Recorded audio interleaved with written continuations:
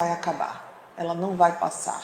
A dor é uma dor tão grande, é uma tristeza tão grande, uma angústia tão grande, uma desonra, uma culpa avassaladora, que a pessoa tem a impressão de que aquele momento ele não vai acabar nunca.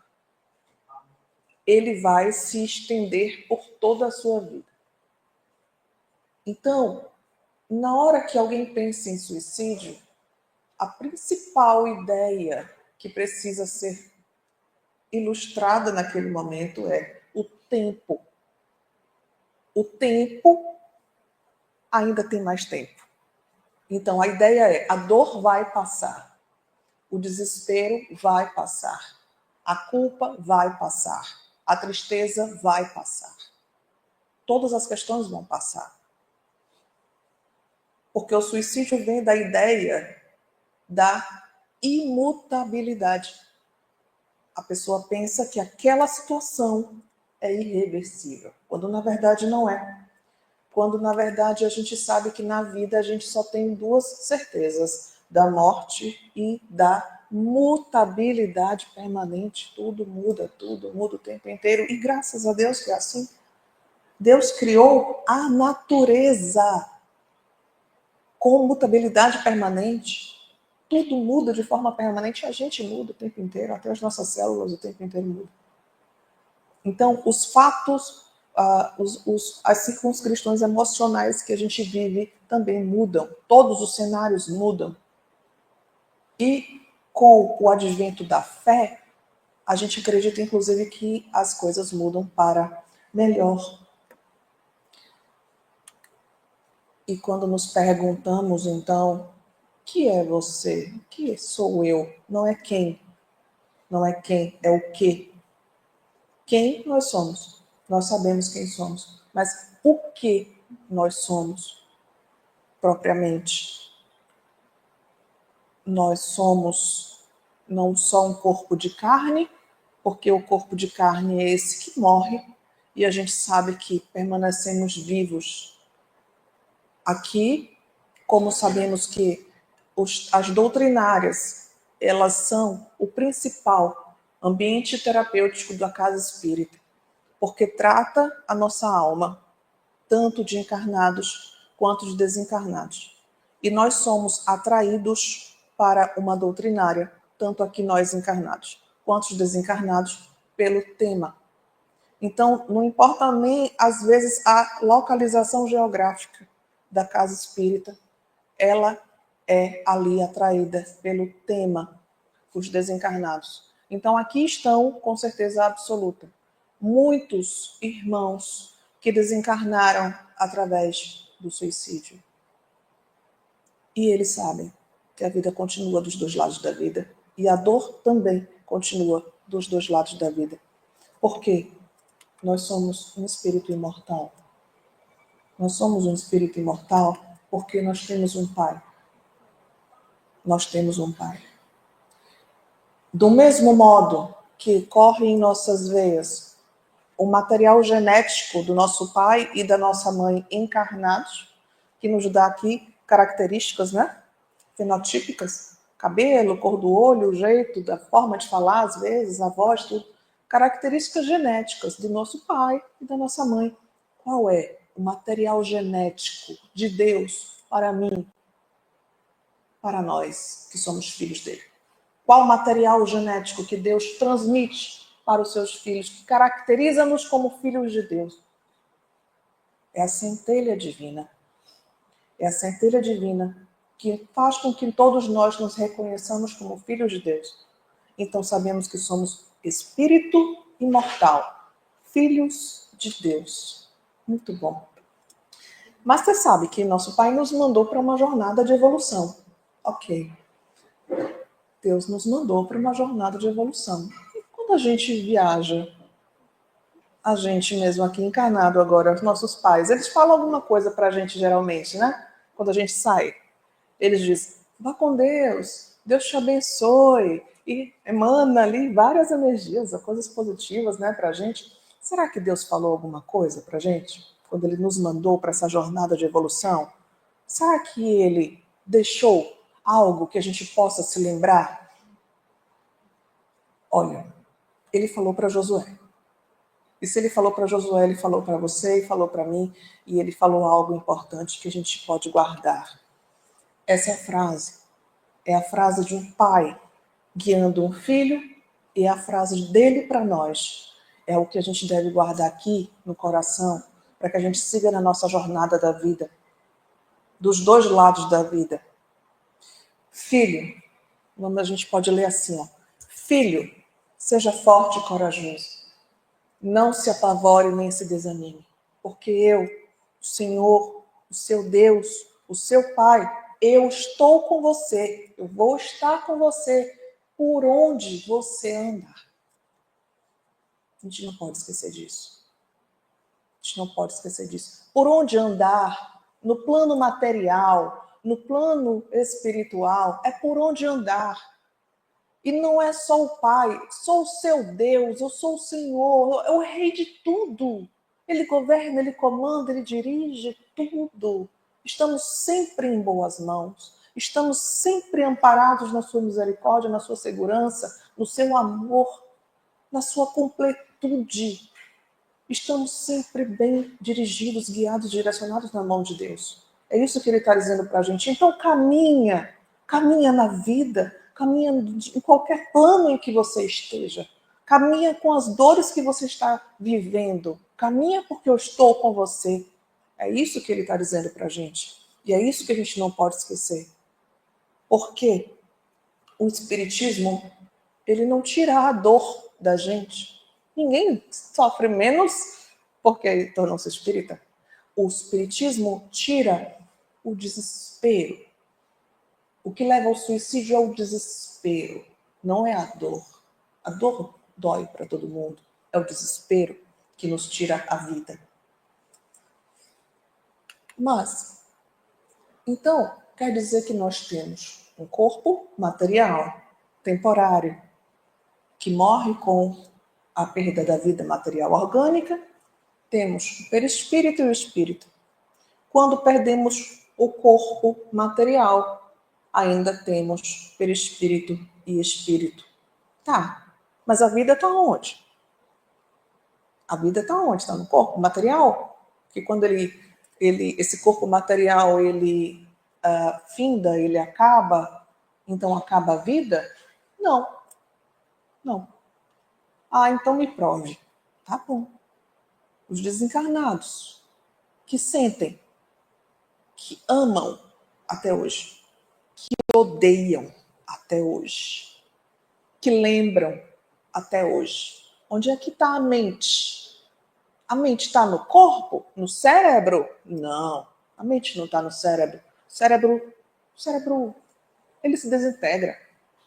A mente está sediada no espírito. Tanto é que o espírito desencarnado pensa, lembra de tudo, sente tudo, não é? Então, quer dizer que a sede do pensamento está no espírito e não no corpo. Ok? Então, a minha vida, a sua e a nossa todos, nossa vida começou no dia que Deus nos criou. Quando foi? Não faço ideia. Há muitos anos atrás, né? Não faço ideia. Então, qual a sua idade? Não sei. Nem a minha. Talvez alguns de nós sejam realmente mais antigos do que outros. Talvez sim. Cronologicamente é possível que sim, né? Cada um tenha uma idade cronológica diferente. Mas somos muito antigos. Muito antigos. Nós estamos vivos. Vivos. Desde que dia? Que eu saí da barriga da minha mãe? Não. Não, não. Eu estou viva e nunca morri. Do dia que Deus me criou, lá atrás, até hoje. E não vou morrer nunca mais. Porque eu sou imortal e você também. Então, a vida começa no dia que Ele nos cria e não acaba mais. Isso é vida. Encarnado ou desencarnado, não importa. No planeta Terra ou em outro orbe, não importa. Estamos vivos o tempo inteiro. Com o corpo material ou com outros corpos materiais, conforme o fluido que esteja pairando em outros planetas, com outros corpos materiais. Sempre há um espírito, filho de Deus, vivo. Portanto, a consolação que o Espiritismo nos traz não é remover a dor, como eu havia dito. Uma mãe que perde o filho, budista, hinduísta, espírita, católica, ateia, é igual. É igual, não faz diferença. A mãe vai doer do mesmo jeito. Ninguém sofre menos por ser espírita. Mas, quanto mais conhecimento você tem, menos suscetível ao desespero você estará. Porque é isso que o conhecimento faz conosco, né? Nos dá segurança. E o que nos diz, então, o Evangelho, segundo o Espiritismo? Fala-nos sobre o suicídio e a loucura. E nos explica que a calma e a resignação são, de fato, os elementos que a gente precisa adquirir para encarar essa vida terrestre, que é difícil, a gente sabe, com mais fé no futuro. E a calma e a resignação dá a nós uma serenidade para viver a nossa vida. E isso previne o suicídio e a loucura. Calma e resignação. Portanto, independente da forma como o suicídio venha, se é forma, eu digo, direta, não, eu não digo nem indireta, porque indireta a gente não percebe, né? São aqueles suicídios. Na verdade, o que é suicídio para o Espiritismo? Suicídio para o Espiritismo é você, de forma, tirar a sua vida, diminuir a sua vida, de forma consciente ou inconsciente, você ser o responsável por diminuir ou tirar a sua vida. Isso é suicídio. Por isso existe o suicídio involuntário. Significa, eu estou fazendo uso de formas de viver que diminui a minha vida, diminui o meu fluido vital. Eu faço isso de forma consciente. Eu quero fazer. Estou morrendo e sou responsável por isso. Exemplo, degradações por álcool, por drogas ou por outro tipo de excesso que leve à morte por doença física, que poderia ter sido evitado. Isso é suicídio involuntário. Eu fui o causador da minha morte porque voluntariamente tirei a minha energia da vida aos pouquinhos, de forma consciente. Desejei o suicídio? Não. Mas eu estava consciente de que eu estava retirando a energia da minha vida. Isso é suicídio involuntário. O voluntário a gente já conhece. É um ato que leva ao fim da vida material de forma abrupta. Mas todos dois têm consequências. Tanto em curto, médio e longo prazo causam efeitos tanto aqui na vida material e com os entes que ficam, quanto lá no plano espiritual também. Agora, uma das consequências, amigos, uma consequência que é comum a todo suicídio, a qualquer forma de suicídio, é o desapontamento de quem chega do outro lado. É o desapontamento. Por quê? Todo mundo que se suicida tem, no mínimo, a vontade de que o seu problema acabe. Lembra que ele tinha um desespero? A pessoa tem um desespero, ele acha que esse desespero vai acabar. E aí ele tira a vida. Tira a vida e o desespero continua, às vezes, pior. A gente tem sempre muito cuidado de falar sobre consequências do suicídio na visão espírita.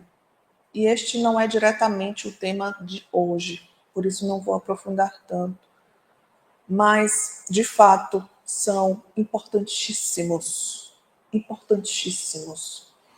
E a quem desejar a leitura aprofundada, recomendo os livros que nós temos em nosso arcabouço espírita, Memórias do Suicida e tantos outros.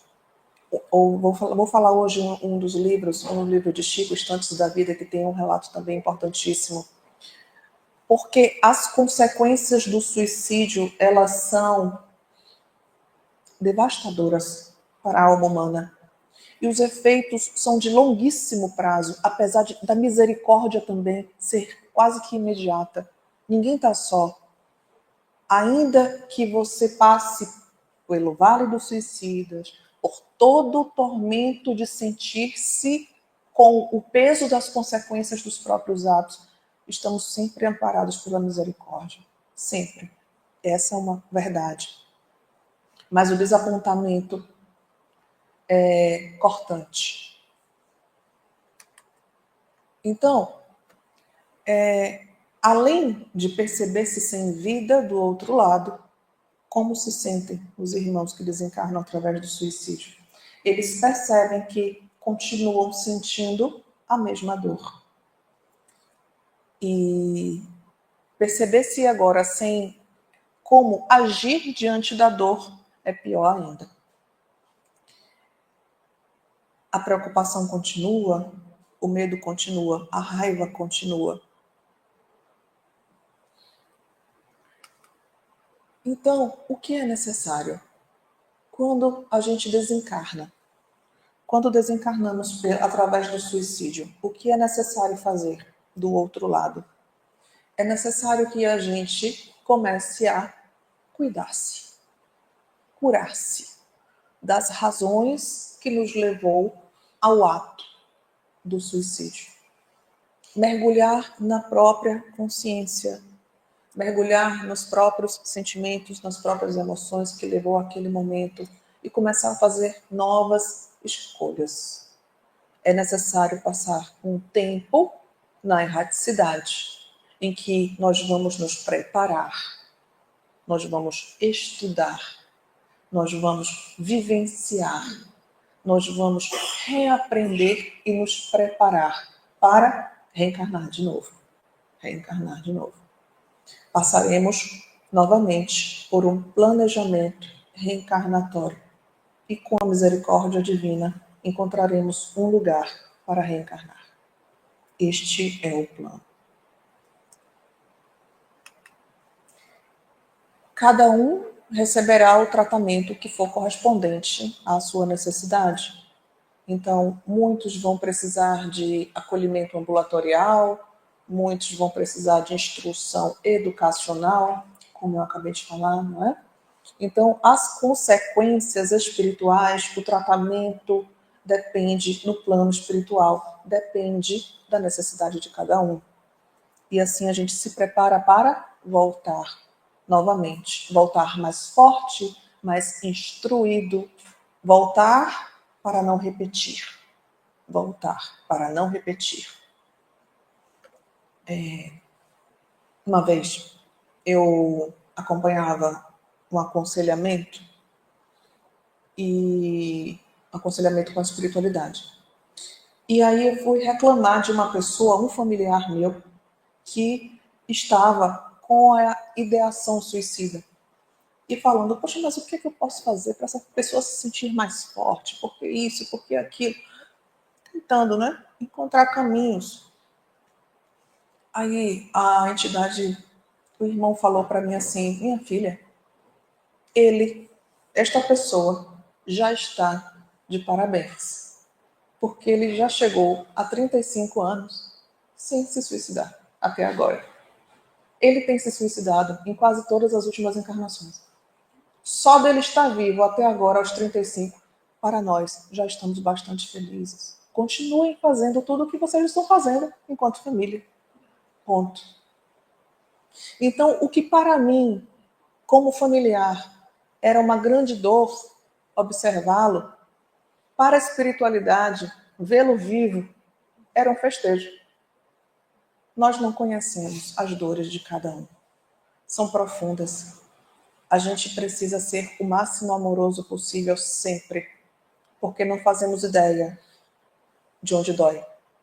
Então, eu que estava julgando, tentando ajudar, mas julgando a fragilidade de alguém, na verdade, existia ali muito mais força do que qualquer pessoa poderia enxergar com os olhos limitados que nós temos aqui.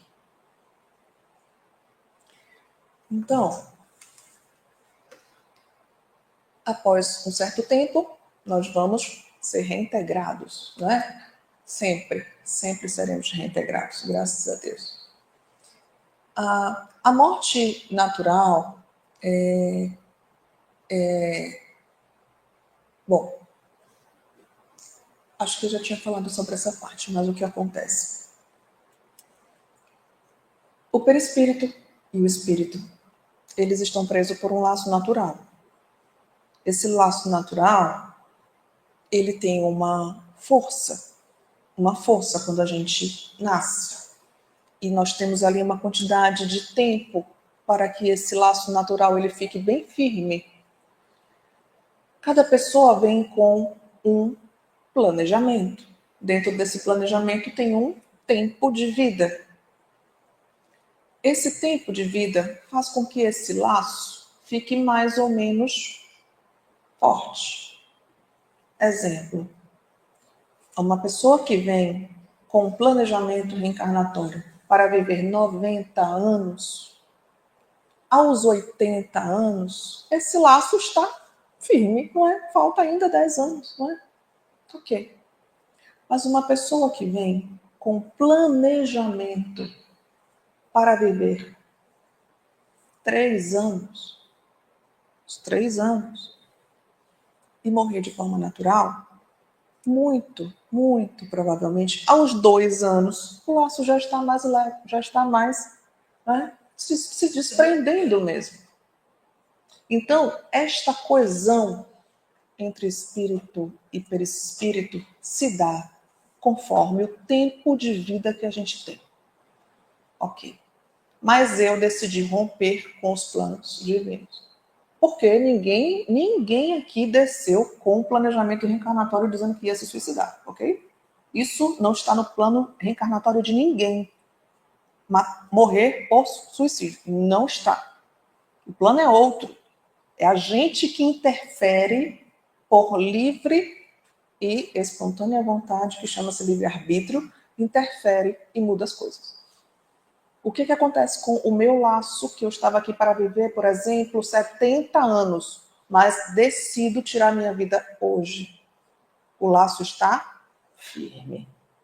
O que vai acontecer com essa união firme entre o perispírito, espírito e matéria e o corpo? Vai continuar firme, vai permanecer firme. E eu vou ter extrema dificuldade de liberar-me do corpo material. Então, esse é um dos efeitos que prolonga a sensação de estar vivo. Muitas vezes as pessoas, os irmãos, acompanham o próprio depaupério da carne. Às vezes acompanha a própria degradação da carne dentro do túmulo. No livro Os Tantos da Vida, o Chico Xavier, por intermédio do irmão X, entrevistou várias pessoas nesse livro, mas entrevistou uma mulher que tinha cometido suicídio e ela explica a experiência que ela teve. Ela suicidou-se por ciúmes, por traição e, no fundo, o suicídio foi por vingança. Ela chega em casa e o seu marido está traindo ela com outra pessoa. Ok.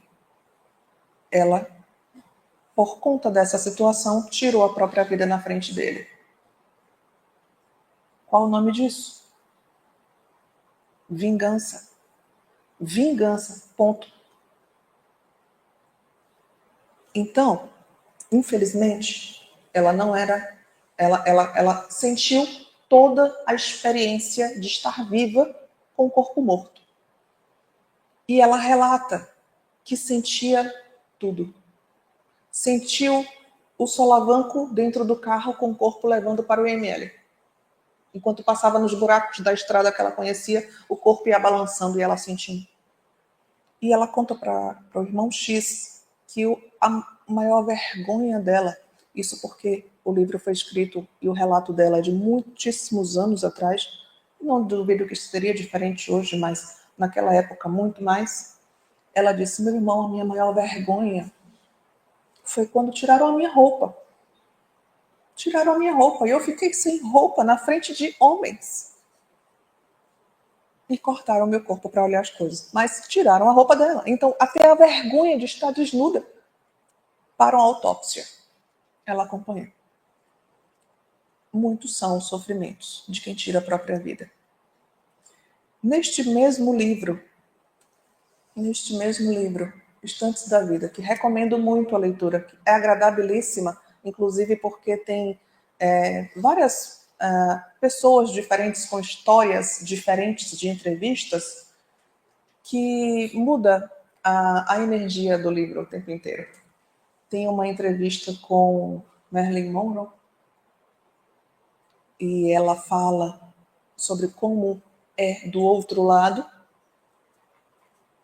Tem uma entrevista, inclusive, com Judas Iscariotes e conta ele também como foi o suicídio dele e como era para ele rever o cenário de onde aconteceu o que ele chamou de traição a Jesus. Judas, para quem não tem essa informação, a última reencarnação de Judas que nós temos conhecimento na literatura foi como Joana d'Arc. E ele explica, inclusive, por que foi um pedido dele. Ele pediu para sofrer tudo que ele fez Jesus passar. Ele já tinha vivido outras experiências reencarnatórias até chegar à experiência de Joana d'Arc. Mas ele pediu para restaurar a igreja que ele havia começado a destruir. Ele pediu para sofrer traição. Ele pediu para levantar o nome do cristianismo. E ele pediu para morrer de forma pública, como Jesus, ele fez Jesus passar. E tudo aconteceu. E assim, através do movimento que Joana começou na França, foi o embrião do espiritismo. Foi a partir dele. A partir da experiência dela, de Joana. Veja como tudo floresce mesmo da dor. Uma dor profunda, ainda que proveniente de um suicídio, pode promover coisas tão grandes e tão belas e produtivas, porque a vida, ela sempre brota demais, brota de todos os lugares. Então, o que nós podemos fazer quando alguém tira a própria vida ou quando sabemos que há essa possibilidade? A prece. A prece é de inestimável valor. A gente não tem ainda noção realmente do quanto mecânico, assim, do quanto eu quero achar uma palavra, é muito direcionado a prece. Ela atinge pontos que a gente pede tão exatos que a gente não tem noção. A gente ora e de forma tão ampla pede para que coisas aconteçam, mas os objetivos são direcionados de forma tão correta e necessária às dores que a gente não percebe. A gente não percebe como estamos envoltos na misericórdia e tantas coisas que chegam em nossa vida são provenientes da providência, que vem muitas vezes de prece. E é nos entregue tudo o que a gente precisa, até dos mínimos detalhes. Então, devemos orar sempre, né? Sempre. Nos diz o Espiritismo que o poder da prece está no pensamento. E nós vamos explicar. Sueli Caldas Schubert, no livro Dimensões Espirituais do Centro Espírita, ela tem a feliz elaboração para nós de como acontece o mecanismo da prece. E ela nos explica como ocorre. É uma corrente de pensamento de quem está aqui orando, uma corrente de pensamento, que daqui emanamos o pensamento e atinge o alvo sagrado, que é Jesus. E com ele e com a sua misericórdia fecunda, ela usa essa palavra. Ele, Jesus, fecunda o nosso pensamento com essências que lhe são próprias. O que é fecundar? É pegar A mais B juntos, transforma-se em C. É outra coisa que deságua na pessoa que é objeto da nossa prece. Nós pensamos em prece e oração. Jesus fecunda com elementos essenciais dele o nosso pensamento. E este terceiro elemento é o que deságua no objeto da nossa oração. É mais poderoso do que a gente pensa. Esse é o mecanismo da prece. Então, ocorre uma união de qualidades. E é essa corrente fluídica que nós somos beneficiados todos os dias, graças a Deus. Portanto, se a gente já passou por um desafio, quem aqui nunca passou por um desafio da vida, saímos com mais habilidades e mais experiências, uma nova competência. Porque se nós temos um desafio, nós precisamos, para vencer esse desafio, ter uma habilidade nova.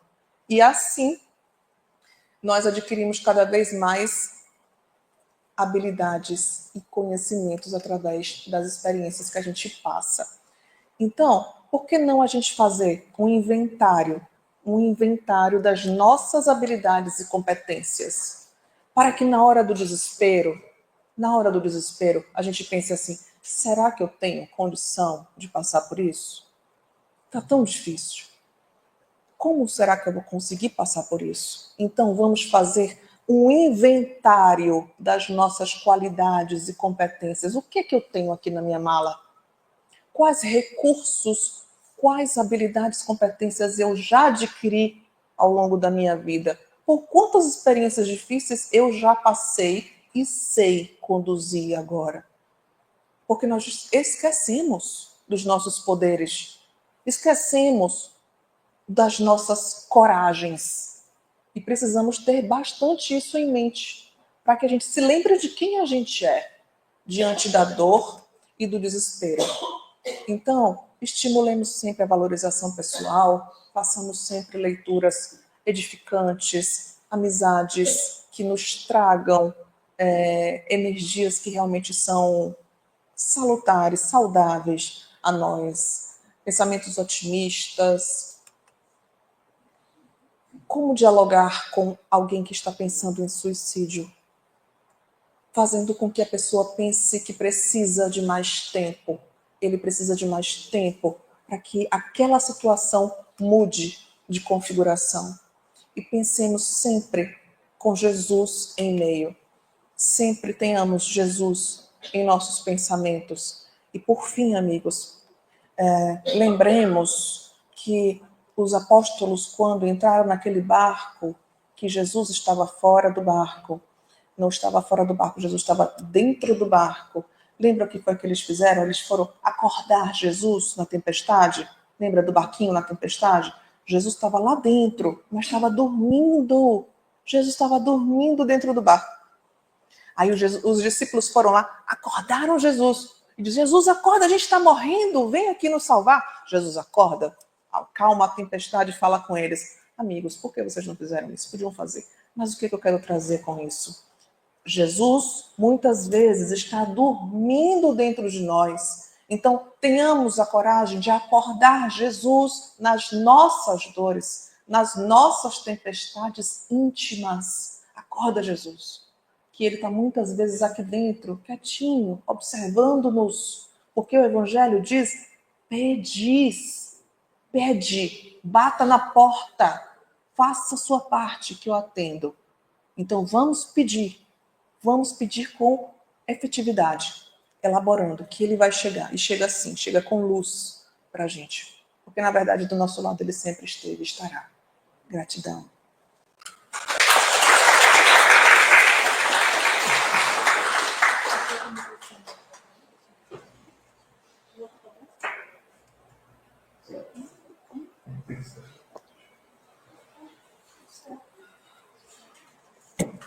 Obrigado, Asta.